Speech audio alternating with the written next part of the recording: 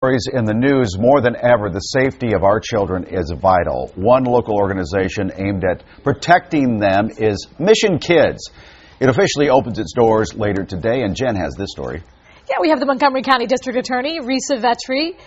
Ferman. I know. I always want to just call you Risa Ferman, and I apologize for that. We have Abby Newman, who's the director of the program, and I apologize. Oh, no, Good morning to both of you guys. That's a I think pleasure. Vetri, I think restaurant, I apologize. I got a little excited there. My brother will be very happy. Okay, cool. Talk to us a little bit about this program. Basically what it is, you now have a house or a building, we should say, that we're not going to say where it is, that is a comfortable place for children to go if they need to describe awful details of what may have happened to them. That's exactly what it is, and the genesis of it really goes back to when I was a line prosecutor handling child abuse cases, and I had to see firsthand what it did to kids to have to tell their stories over and over again, different places and different people, and it was so scary. It was hard enough for them to talk about it once, but to have to do it multiple times was so traumatic. And I found that our systems, not with anyone's bad intentions, but our systems were really hurting kids more, and thought there needed to be a better way. That was a lot of years ago, and now we're opening our doors at Mission Kids to provide a place where kids can safely tell their stories. So talk to us a little bit about what things in there, Abby, are there that are going to make these kids feel more comfortable and allow them to talk about these awful things? Well, I know that on the monitor you were just showing one of the interview rooms.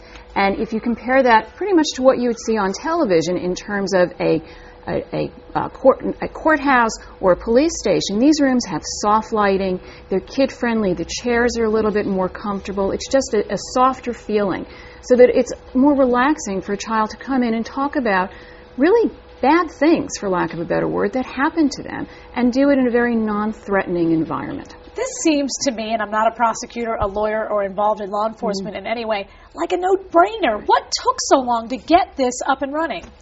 You know, just because something seems like a no-brainer to us now, it's not the way things were done 20 years ago, or 15 years ago, or even 10. The idea of a child advocacy center, the concept there, it really is not that, it's not that old. So when they started, it was a district attorney down in Huntsville, Alabama, that started one about 15 years ago. It spread across the country. We needed to find a way to bring it to Montgomery County. And when I was running for district attorney and then elected as district attorney, it became something that I wanted to make sure that we brought to the county. And I've been very blessed and lucky to have an incredible team of people and supporters around us. Not the least of them is sitting next to me right here. Just really great people who have stepped up in all sides of the community. Our police departments, our police chiefs, the Office of Children and Youth, Lori O'Connor, who's the director there. We have the Field Center at Penn, and so many other organizations that have been a part of this, that they've made it happen. Everyone watches CSI, all the crime shows on TV, so we all know that you need really good evidence to make a good case. Will this facility help you make better cases? That's such a great analogy. That's what this does. CSI is about forensic evidence, and by doing our interviews this way, we're using forensic interviewers, and we're treating the evidence that we gather from a child just like we would a piece of evidence. We're gathering it carefully, and we're preserving it so that when we go to court, we have the very best possible evidence. All right. Well, continued success. Hopefully these kids feel better, and it can help them live a better life after these awful things have happened. Thank you, Abby. Thank you so much for having us here today. Okay.